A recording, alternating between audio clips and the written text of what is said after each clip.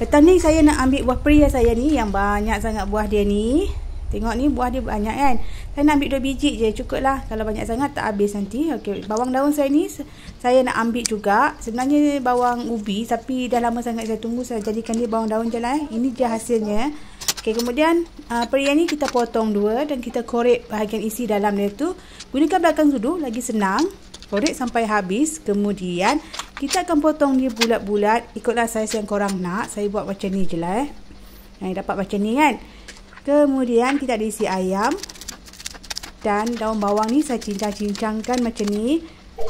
Ikut selera masing-masing lah. Peria ni saya rendam dengan sedikit garam dulu.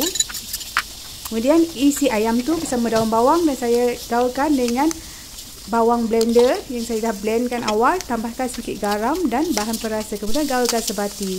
Kemudian saya akan gunakan sebiji telur untuk saya saluti peria sumbat saya nanti.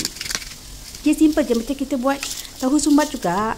Peria ni dah elok dah, saya keringkan. Kemudian masuk ke dalam isi ayam tu. Sumbat-sumbat je sehingga dia penuh macam ni. Lepas tu kita gaul-gaul balik kan. Dah sedia untuk digoreng. Goreng ni guna api perlahan supaya isi ayam tu masak sekata dan peria tu pun masak sekata dan lembut. Okey, dah siap. Inilah hasilnya peria sumbat kita untuk kita dinner malam ni. Dia simple tapi berkhasiat. Selamat mencuba.